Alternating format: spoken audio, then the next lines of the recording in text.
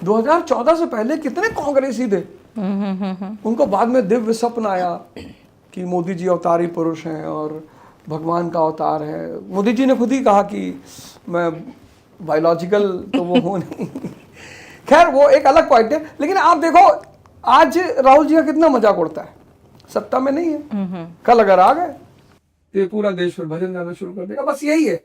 इसलिए किसी भी युवा को, भाई देखो यार, कष्ट तो होता है थोड़ा सा, मानवीय प्रवृत्ति, कि जब कोई आदमी अपने बारे में नेगेटिव चीज पढ़ता है या सुनता है तो उसे कष्ट होता है, पर इसी को बर्दाश्त करना ही शिव की निशानी है। जो शंकर जी जहर पी रहे हैं वो यही तो पी रहे हैं, समाज का, परिवार का, दुनिया का। तो जिसको विष पीना आ गया उसी को अमृत पीने का मजा आएगा। और किसी को कुछ भी मत दिखाइए कि मैं आयुष बन जाऊंगा तो गांव चला जाऊंगा, कुछ नहीं कर पाओगे यार। उन्हीं गांव वालों का दोबारा फिर काम करो। आप देखिए रिश्ते में जब आप स्ट्रगल कर रहे हो काम के पीछे कोई नहीं होता, फिर जब आप एक मुकाम पे पहुंच जाते हो, पता लगा आपकी शादी है, आप फिर नहीं मामा को बुलाओगे क्योंकि मामा का रसम है शादी में, आप बुआ को बुलाओगे, सबको बुलाओगे।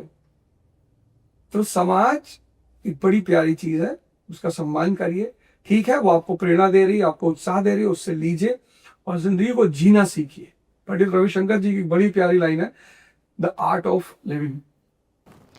आप जो कह रहे हैं कि माता पिता के पास, आप जैसे आपके पिताजी के पास कहा गया कि लड़का कुछ नहीं कर पाएगा और आपके पिताजी हंस के टाल दिए। सबके पिताजी ये काम नहीं कर सकते। वो फिर घर आते हैं और अपने बेटे पर दबाव बनाते हैं कि तुमने कितनी पढ़ाई की, रिजल्ट कब आएगा, एग्जाम कब हो रहा है और कुछ कर पाओगे कि नहीं। तो ये जो प्रेशर होता है युवा पर वो बहुत ज्यादा होता है। इसके लिए क्या सलाह दे रहे हैं आप माता पिता को?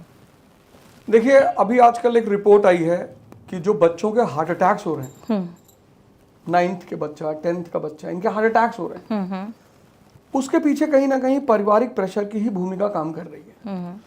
माँ बाप की एक बड़ी प्यारी जिम्मेदारी है कि वो अपने बच्चों का अच्छा लालन पालन करें। एक गलती वो ना करें। एक गलती लगभग माँ बाप करते हैं जो मेरे पिता ने नहीं किया, अपने सपने को अपने बच्चों की आंखों में ना देखें। सर मैं यहाँ एक पॉइंट में आपको रोकना चाहूंगी। जो जेई का रिजल्ट निकला है उसमें वो लड़का को उसके जो टीचर से हाथ पकड़ के डांस करवाने की कोशिश कर रहे हो, वो डांस नहीं कर पा रहा है। और जब उससे पूछा जा रहा है कि क्या करना है तो कह रहा है जेई अभी एडवांस है, उसके बाद मैं सिविल सर्विसेज की तैयारी करूंगा, पहले मैं मुंबई में जाऊंगा, वहां पे आईआईटी में एडमिशन चाहिए, फिर ये यूपीएससी की तैयारी करूंगा। तो आपको नहीं लगता है ये युवा हमारा जीना बंद कर दिए हैं अपने माँ बाप के सपनों को पूरा करने के लिए? बिल्कुल मैम। एक्चुअली होता क्या है ना कि मुझे बहुत अच्छी तरह याद है कि हमारे गांव में मेरे एक मामा के लड़के की शादी थी। मेरा 12th का रिजल्ट आया था, तो लमसम सब जितने मेरे रिश्तेदार थे, किसी न किसी के बेटे का या बेटी का रिजल्ट ही आया था, तो सब लोग डिस्कशन कर रहे थे। तो मेरे मामा ने पूछा, भाई पता करो अवध के कितने % है? तो मेरे रिश्तेदार बोले, पता करने की जरूरत क्या है यार, उसका तो पता ही है। आज मैं जो कुछ भी हूँ, जो कुछ भी, उसमें मेरा परिवार, खासकर मेरे पिता की सबसे बड़ी भूमिका है। क्योंकि मैंने उस व्यक्ति ने मुझे कभी स्ट्रेस दिया ही नहीं, मुझे बातें सिखाई और तरीके से सिखाई।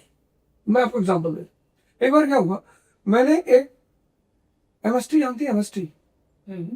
एमएसटी मतलब ट्रेन का पास टाइप का होता है, महीने का बनता है। तो मैंने लखनऊ से, गोंडा से लखनऊ तक का पास बनवाया। उसमें होता है कि आप महीने में कुछ पैसा दे दो और फिर आप ट्रैवल करो। स्टूडेंट्स या जो डेली जॉब करते हैं उनका बनता। तो मैंने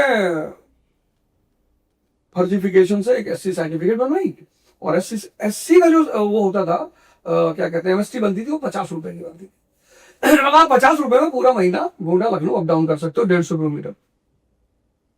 तो मैंने अपने पिता से कहा, मैंने कहा 50 रुपए में एमएसटी बनवा ली लगे। बोले कैसे?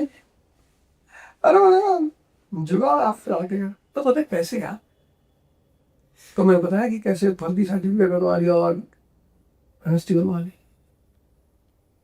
देखिए मेरी तरफ मुस्कुराए, बोले यार टैलेंट की बात है, बताओ तुम 50 रुपए में शेड्यूल कास्ट हो गए, तो 50,000 में तो तुम बीवी के दलाल हो जाओ। इतना कहे और कह के मुस्कुरा के चल ली। आई यूनिवर्सिटी पहाड़े, आप का पंडित जी होश में आ गई है, बोले भाई फालतू वाली बातें कर रहे हो। जब गलत ही करना है, जब महला ही खाना है, तो दौड़िए रहता है खाना, ट्रेन लूट लो, कब्जा कर लो ट्रेन पे, तुम्हारे घर के दरवाजे से अवध एक्सप्रेस चलने लगे। हालांकि चलती है एक अवध एक्सप्रेस, पर वो दूसरे। तो उनका समझाने का तरीका बहुत अच्छा, मारा नहीं कभी उन्होंने, कभी मारा ही नहीं, एक झपड़ मार के। उनका कहना था कि देखो बेटा, 20 साल से जब जिंदगी की महाभारत शुरू होगी तो तुम्हें साहस की जरूरत पड़ेगी, तुम्हें दिमाग की जरूरत पड़ेगी। बोले अभी तो कोई जीवन, अभी तो तुम मजे में हो, मैं कमा रहा हूं, तुम खा रहे हो। इसलिए मैं माँ बाप से कहना चाहूंगा कि कुछ चीजें ऐसी हैं जो आप अपने बच्चे को दे सकते हो। उनमें से एक चीज है साहस। साहस आपके बच्चों को कहीं दुकान से आके नहीं मिलेगा, कहीं यूनिवर्सिटी से नहीं मिलेगा, कहीं कॉलेज से नहीं मिलेगा।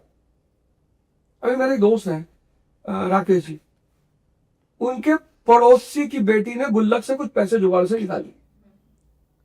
हम लोगों ने बहुत बचपन में निकाला, उसने कुछ तारवार से हिसाब उसाब बना के निकाला। और उनके घर में तो रोना पीटना मच गया कि बच्ची चोरी करने लगी और ये वो, चोर हो गई बच्ची। मेरी बच्ची ने 30 में से 9 नंबर मिले, उसने 19 कर दिया। टीचर ने बुलाया, मेरी वाइफ गई, मेरी वाइफ ने मुझे फोन किया कि अनर्थ हो गया। मैंने कहा मकान कब्जा हो गया? कहीं नहीं और क्या अनर्थ होगा? तो बोली कह रहा नहीं जल्दी स्कूल आ जाइए, ये वो परेशान कर रखा है बिटिया ने। तो हम गए तो मेरी बेटी मुझे देख के रोने लगी, तो आके पकड़ लिया, बोली सॉरी मैडम। तो मैंने क्या हुआ? तो मैडम बोली कि सर आपको पता है इसके 9 मार्क्स आए थे एग्जाम में, इसने उसको 19 कर लिया। मैंने कहा बेटा 29 करना था, 29। जब तुम, तो मैं ये नहीं कह रहा हूं कि आप अपने बच्चों को गलत करना सिखाएं, नहीं। फिर मैं घर आया, फिर मैंने उससे कहा बेटा क्या फर्क पड़ता है मार्क्स, ये क्या तुमने उल्टी सीधी हरकत कर दी?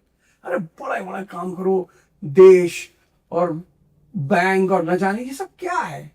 मैंने कहा देखो विजय माल्या को, नीरव मोदी को, मस्ती से लंदन में सब रह रहे हैं, मस्ती कर रहे हैं, ओपनली कह रहे हैं कर लो जो इंडियन गवर्नमेंट को करना हो। एक चेन स्नेचर को पकड़ के लोग पीट के मार डालते हैं। अगर चेन स्नेचर को पकड़ लिया गलती से, करोल बाग में क्लास लेने जा रहा था और एक चेन स्नेचर को पकड़ लिया भीड़ ने, उसको एक मुक्का पता नहीं यहां कहीं मारा और वो ऑन द स्पॉट गिर के मर गए। फिर मैं हंसने लगा, मैंने कहा इतने बड़े बड़े चोर इस देश में बैठे हैं, तुम लोग की हिम्मत है उनको कुछ बोल दो। तो हमें अपने बच्चों को एक तो संस्कार देना है, किसी से बिहेव कैसे करना है, किसी से बात कैसे करना है। कुछ लोग क्या करते हैं, ज्यादा मोहब्बत में बच्चों को बर्बाद ही कर डालते हैं। एक साहब है, मेरे दोस्त हैं, मैं उनके घर गया था, तो उनके बच्चे से मैंने पूछा क्या हाल चाल है तुम्हारा? कहा हाल ठीक है, चाल खराब है। उन्होंने बहुत मारा अपने बेटे को, बहुत मारा, मतलब, और हमने भी कुछ नहीं बोला। जैसे आमतौर पे जो गेस्ट आता है वो बचा लेता है, उसका लड़का और गाली मन में दिया होगा कि देखो ये तो मजा ले रहा है, लेकिन मैंने उसको कुछ नहीं बोला। मैंने कहा नहीं यार जरूरी था, ये बदतमीजी है, ये दबंगई नहीं है। वो बड़ा थिन लाइन का डिफरेंस होता है बदतमीजी और दबंगई में। तो हमें अपने बच्चों को संस्कार देना है, हमें अपने बच्चों को सोचना सिखाना है। ये टीचर समझते हैं कि सब कोचिंग कर डालेगी, सब टीचर कर डालेगा, सब स्कूल का टीचर, कुछ तो आपकी भी जिम्मेदारी है ना। एक पेरेंट, हम जानते हैं आजकल के माँ बाप दोनों कमा रहे हैं, टाइम नहीं है दोनों के पास, पर संडे को 2 घंटे दे दो यार। कुछ तो करो, कुछ तो अपने बच्चों को खुद से मोटिवेट करो।